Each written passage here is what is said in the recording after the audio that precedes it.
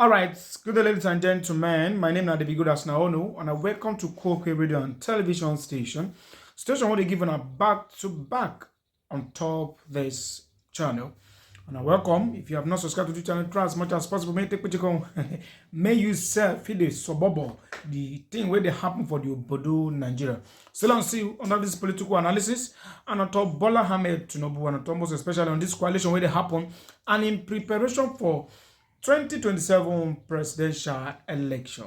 Where they come on top this matter, na kete where they shell where they suburb here now. Say we come bring this update. Make una self in the hear am na see on top this channel for a few days now. I've not posted any video. Not be my photo. Now body tell me I got to treat one or two malaria and typhoid. Now I've never seen this update, but I'll show you on top this program today. We are going to be playing you, showing you videos of Pharaoh to me. Daily Pharaoh to me, we don't come on top this video to talk say that we don't need a sweet sayer. In other words, we don't need person to tell us say Nigeria is lacking behind. That Bola Ahmed Tinubu administration has really failed. That most of the Nigerians when they shout here and they say most especially on the educational sector, they say him personally himself not be sending picking go school for Nigeria. And the reason is because the educational system has gone poorer than before. And it's a shame that this is happening. That's really a shame that this is happening because no be waiting we plan as a country 9 days shall so.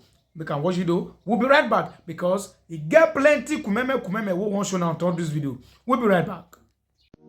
There are enough reasons to wail when you look around Nigeria. The educational system is dead. It's unfit for purpose. Nobody who can truly afford it allows their children to go to school in Nigeria, not even me. And that is not an act of unpatriotism. If I had ever been in government and I had failed to do something about it, you can point your fingers in my direction at that point. But the reality is that the system has been destroyed. The teachers are even more illiterate than the illiterates they are graduating. And the quality of minds that are being graduated is reflected in the kind of society that we have built. You go to healthcare institutions abroad and you find Nigerian doctors, Nigerian nurses, Nigerian healthcare professionals who are no longer able to abide our system. You find them everywhere, all over the world. But our healthcare delivery system, dead. Drugs, fake. Everything, fake. I was trying to plug the lighting system this morning. And I found that each and every one of these adapters, fake. Oh yeah, you usually step right back and point at those you prefer to blame for your woes. There is an organization in Nigeria. It's known as the Standard Organization of Nigeria. Its job, which is why it's at every port of entry, is to ensure that only the best of material meeting a particular standard enters Nigeria. And its job is not done until it has certified such things fit or unfit for the Nigerian market. It exists at the port. But of course, like every Nigerian institution, it has been corrupted and is of no use or value. From NAFDAC to Standard Organization of Nigeria, every institution destroyed by greed, impunity. And when we draw attention to it, we are wailers. It is more convenient to blame those who import. And yes, you know, we all know the tribe that imports, that nationality. Just blame them instead of focusing on the failure of the Standard Organization of Nigeria. Oh yeah, let's blame them too for all the bad drugs in the market, since they are the ones who manufacture, they are also the ones who sell all. There is no NAFDAC. Oh yes, in NAFDAC, only one nationality or religiosity is represented. What we should admit as clear evidence of national failure and putrefaction will reduce. And those who speak, they are the wailing wailers. There are enough reasons to wail in our country. I traveled around America on this my last trip. I went a distance of over 2,000 miles round trip from Vegas to Illinois. I didn't find no potholes on the road.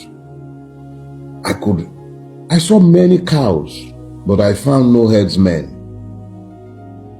I saw policemen in their cars on the road, the highway patrol, the federal highway patrol, state highway patrol. I did not at any point find a checkpoint. Yeah, no checkpoint. But I come back into my country and these basics have been reduced to slogans. You find an idiot commissioning road. You find brainless governors commissioning bridges. The descent into madness has been so rapid as to be scary. But those who speak are labeled wailing wailers. When are you going to start wailing? I understand that Bola Tinubu and his people, in the immediate aftermath of the loss of 2023, decided to be very deliberate about dividing the people. But those who are being set against each other are blessed with brains.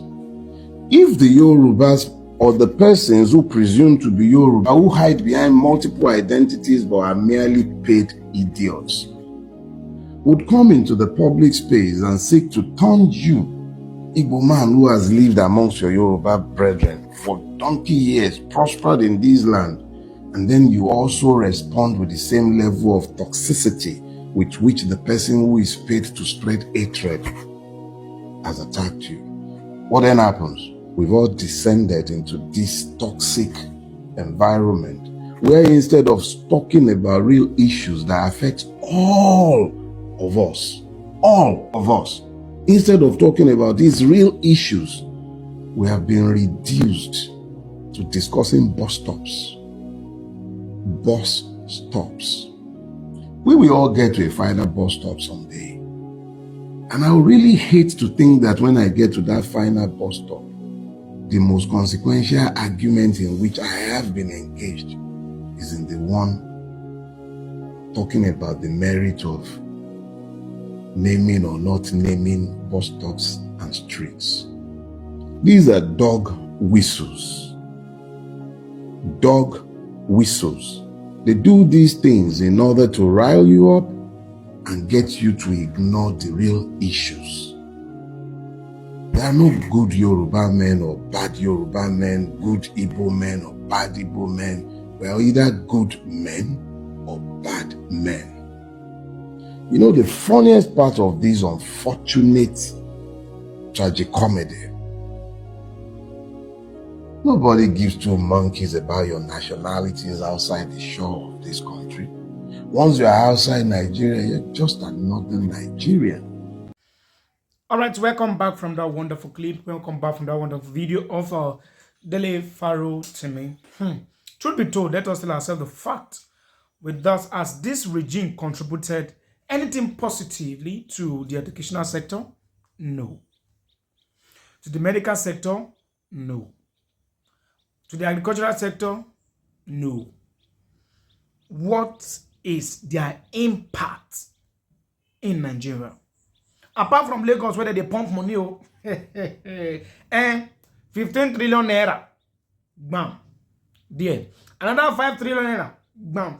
Another 712 trillion naira, bam. Now they run through for that wheel. All right, watch Dr. Gololo. He has come on top this platform. He don't talk, he said there is nothing this administration has done that Bola Ahmed Tinubu don't try to separate Lagos from Nigeria, as if Lagos is not part of Nigeria, for giving them more money than every other state. Now, so democracy be. Watch the video. We'll be right back. We tell you, President Bola Ahmed Tinubu doesn't need the north to say no. Okay, look at what happened in the airport. Kano International Airport, Kano International Airport, won for 47 billion. Lagos alone, 712 billion. 712 billion.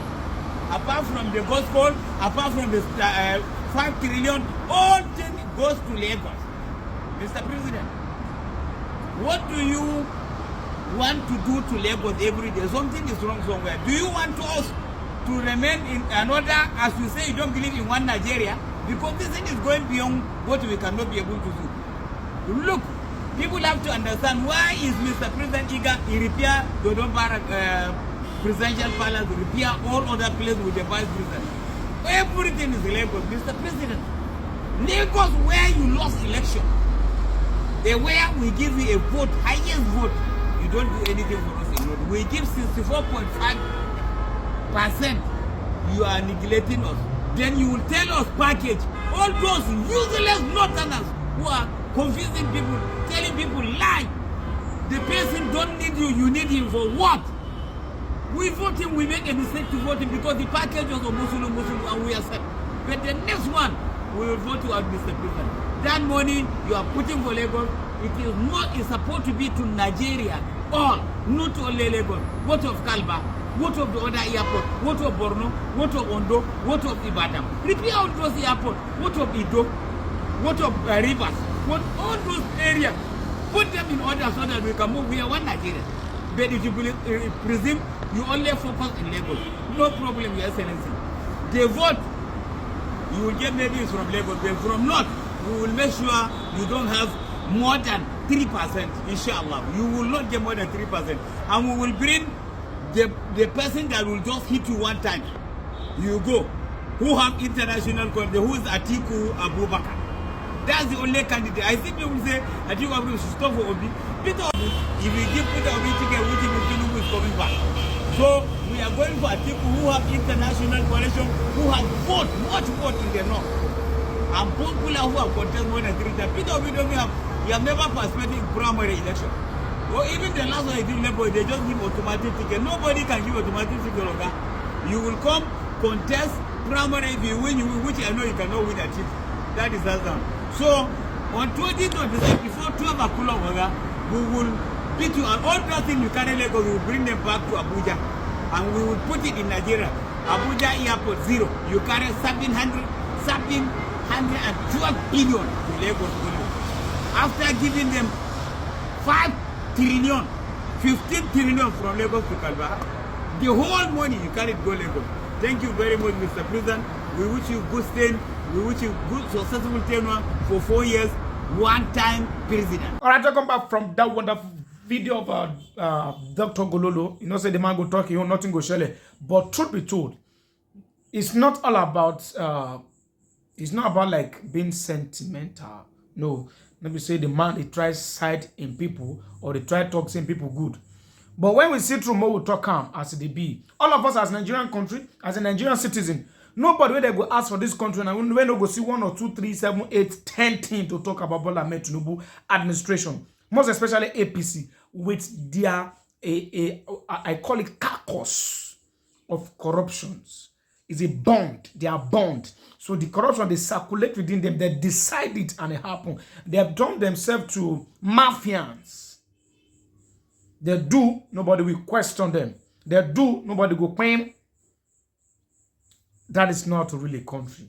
If that was how others did it, Bola Ahmed Tinubu no go even survive them.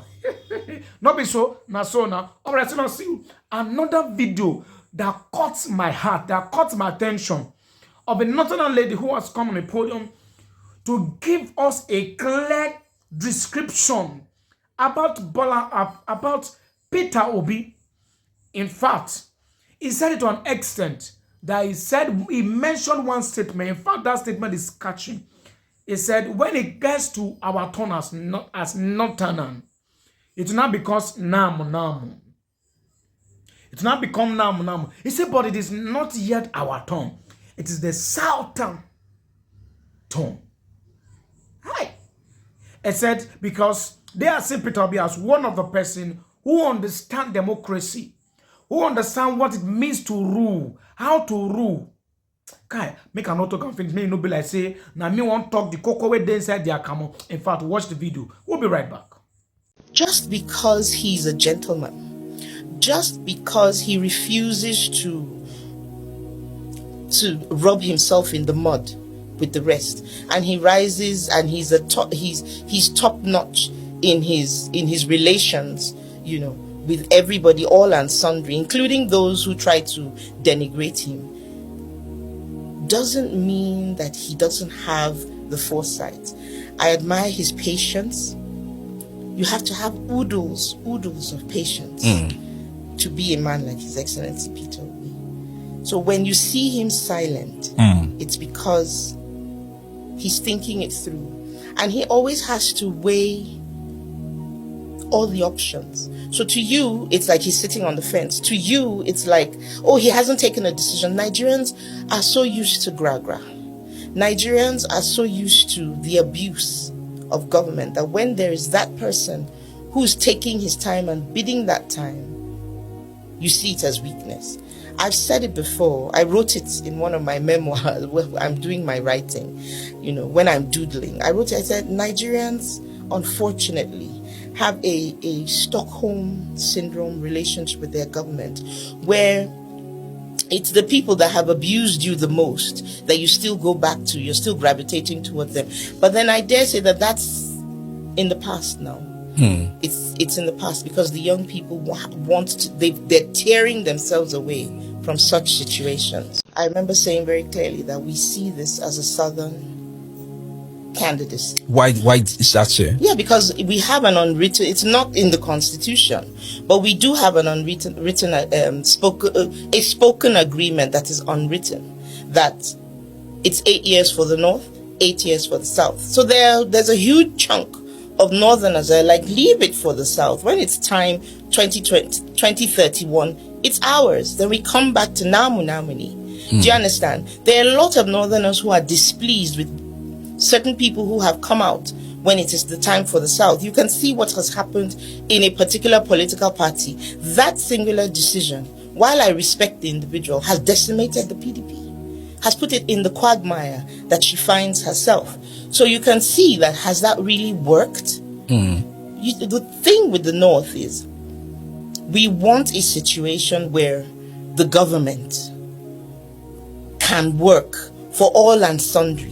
Because Peter Obi is the first person that will tell you, we're not buying bread cheaper because we're from the south or from the north or from the north central. You're not buying fuel cheaper. The most important things are education. The most important thing is health. It's such a travesty. It's such an embarrassment and a disgrace that Nigeria is the worst place for a woman to give birth. Do you understand? Yes, I do. And those are the things that we want to get fixed. Nigerians are beginning to see a man, and when I say Nigerians, the North included, especially a younger demography. Those are the people who are now asking questions. Because even when we say Namu Namini, they'll be like, okay, what did ours do for us? Show me what is done. So how did we end up here? And those are the people who are a breath of fresh air, who are saying those are the people that we want them. And it doesn't matter whether or not they join the Labour Party or join the ADC or we just want people who have retooled their minds, who may never have been to an airport, but they see everything that goes online and they see their region. Call it desert, because we have desert encroachment. But they can see what's happening in places like Saudi Arabia. They can see what's happening in Qatar. They can see what's happening in Dubai, and they want their country to be just as good. All right, my fellow people, welcome back, my family, my fans.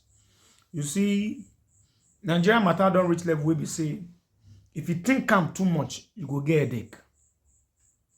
It don't reach level say, if you think I'm too much, malaria will hold you. Because they know what to do, but they have refused to do it as the leader. Our major problem, foundational problem of this country is leadership. Take it or we leave it. It's leadership. And the leaders has not seen, we can't be the citizens, we can't give this leader power where we say, we will be the citizen, no fit talk anything again. Hey, 2027 is coming very close by from next year now. Campaign will start to start. Where I be? To start gradually. Now that time they go to share rice. When they don't give us 10 kg of rice as citizen with the envelope to 2,000. Can't give us a sachet of oil. Our problem don't finish. We will still see some non-ethical citizen supporting them. Now episode. This is going to 3 years. Wait till APC don't do for your family.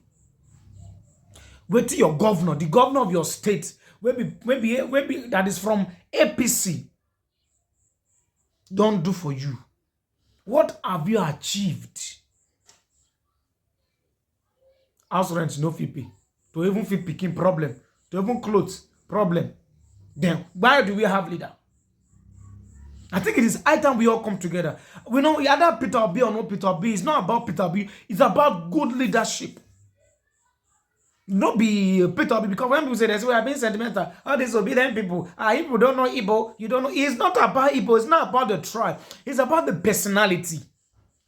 You know, when people talk here, they say, Bola Ahmed Tinubu built Lagos. How? Now, he built the Hongo go to Lagos. The person where the Igbo people say, when even do the thing, they don't allow down. He kept doing innovation. We say, now, build that. How? Because he was able to rule Lagos State for some years without allocation from the government. And you know how much they come out from Lagos himself? Let us stop all these issues of tribalism and other things. What could they talk about reality? The main core of our problem, the educational sector, the medical sector, the agricultural sector. How far now? Now crude oil. Now there be our problem. Where even the crude oil they steal and they pack money. How long are we going to remain like this as a country? Now the question why I still ask, how long? Wait, where do we do God's? Where do we do? I mean, are we they do ourselves? That the country will remain like this. So for this church, I beg you.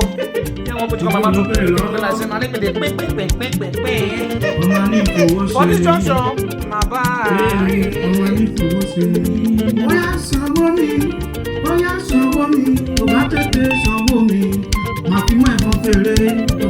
bye.